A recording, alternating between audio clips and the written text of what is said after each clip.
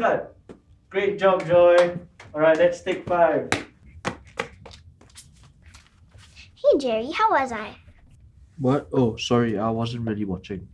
Whoa, was I that bad? No, it's just your dancing reminded me of something. I'm supposed to put on something for church, and the other people are singing, dancing, playing an instrument, but I'm no good at all of those. I don't know what I'm supposed to do. I'm sure you can do something. Yeah, but all of them are doing something related to music. I don't want to go up there and do something different. What if it's not entertaining? I don't think that's true. I think it is. But why can't I be as talented as the others?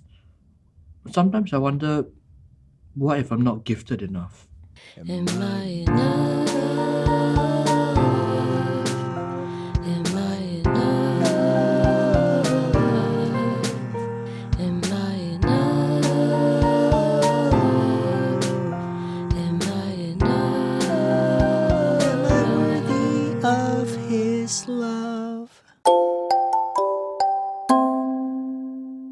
Don't you think he's talented and gifted enough in his own way? Maybe he just doesn't see it yet.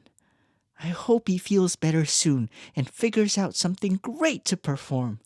We'll check in again with him later. But first, how about a quiz? See if you can answer these questions about St. Josephine Bakhita from our friend Elizabeth.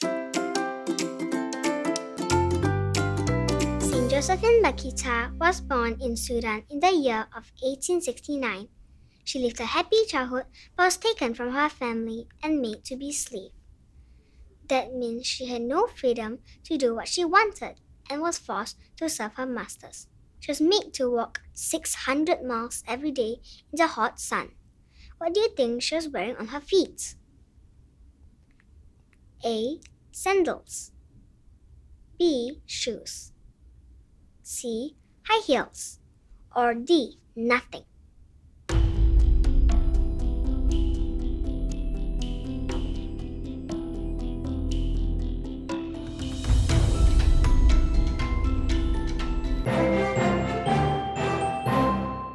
The correct answer is nothing.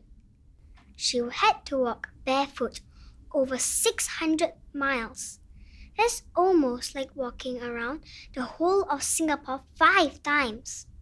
After all that suffering, including being mistreated by cruel masters, she was sold to an Italian man who kindly let her follow him to Italy. In Italy, she was brought to the Canossian sisters while her new master was out of town. It was there that she learned all about God. When her master came back, she refused to leave the convent. There was a long battle in court over whether she had the right to have freedom. Do you think Saint Josephine managed to win her freedom? Yes or no?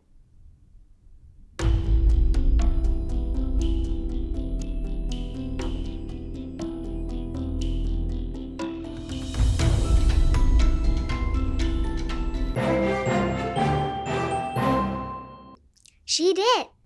And what do you think she did after she was free from her masters and allowed to do whatever she wanted?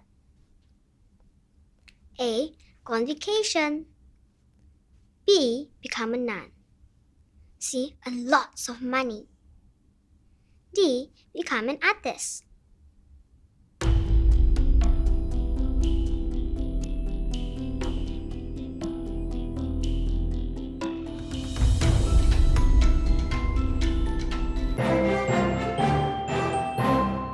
The correct answer is become a nun. She was so moved and inspired after learning about God's love. She decided to devote the rest of her life to serving Him with the Canossian sisters. Towards the end of her life, how do you think she felt about the kidnappers who took her from her family and put her through so much suffering? A. She hated them. B. She was scared of them. C. She was thankful to them. D. She forgot about them.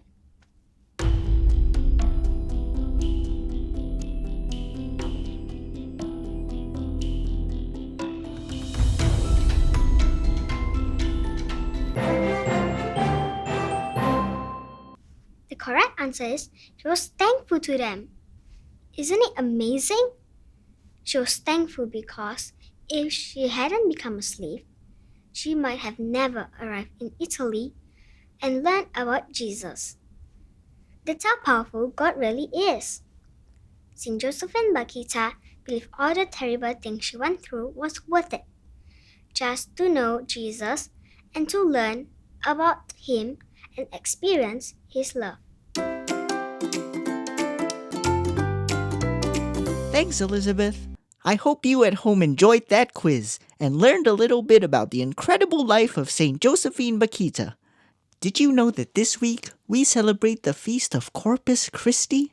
This is a day that we remember God's amazing gift of His real presence in the Eucharist, the body and blood of Christ.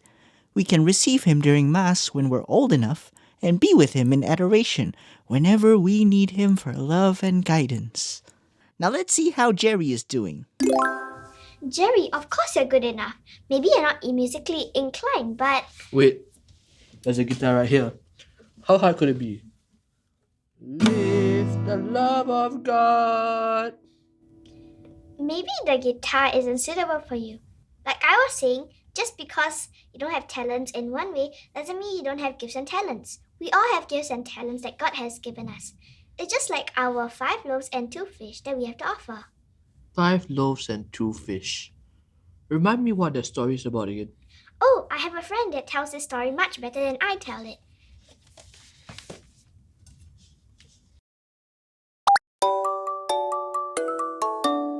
Hello everyone, I am Deacon Simon, and come June 24th, I will be ordained as a priest. This Sunday, we hear the Gospel from Luke on 5 loaves and 2 fish as we celebrate the feast of the most holy body and blood of Christ. And the disciples thought that they do not have enough to feed the crowd of 5,000 men and women and children besides. But they offered that 5 loaves and 2 fish to Jesus, and He multiplied it to feed all of them with leftovers. And the Gospel reminds us that we may not be perfect, we may not have a lot, but as long as we offer what we have to the Lord, we can make good with them. We grow up in a society where perhaps we think that we have to be the best, we have to have 100 marks, we have to be A+ students, we have to be the champions before we can claim that we are good in something. And the Gospel reminds us that that's not how God has created us. He has given us talents, He has given us gifts. We may not be the best, but as long as we offer what we have to the Lord, we can make use of them and do wonders with them. I remember when I was a little child in primary school, I had a classmate who was going blind, and he would be the joke of the class. Bullies would pick on him. And there was just one day he just turned around and he says, "For the love of Jesus, I forgive you." And that simple phrase struck me. And it made me think that, hey, who is this Jesus? That someone is willing to forgive those who bullied them for the love of Jesus. And I started to find out who this Jesus is, and that's how my own faith grew. So we may not think that we have a lot, but as long as we offer what we have to Jesus, He can be able to do wonders with them. And that's what the Gospel invites us today. So, you see, even if you feel like your gifts are not enough, it's always enough for Jesus because He can take them and multiply them. And He can do great things with them. That's a really good point, Joy. I'll think about it. Thanks for the advice. My pleasure.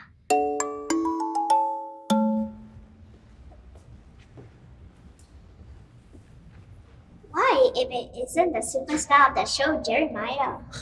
I wouldn't have thought of that performance without your help. It makes so much sense. You are so funny. Of course you would do a great comedy act. Right? Who knew playing the guitar terribly would make for such comedy gold? That was so bad. It was so good. He multiplied my 5 loaves and 2 fish, alright? Now I know that as long as I trust in Him, my small gifts will always be enough. You are enough. In the eyes of God. You are enough. In the eyes of God. You are enough. In the eyes of God. You are enough. You are worthy of His love. That's are enough for Jesus. I hope you've enjoyed coming on this adventure with us, and listen out for the story of the 5 loaves and 2 fish in this weekend's Gospel. And a happy and blessed Father's Day to all fathers out there. See you next week. The love of God. When you live the love of God, let His love complete you. Oh, nothing can defeat you if you live the love of God. Live the love of God. Live the love of God.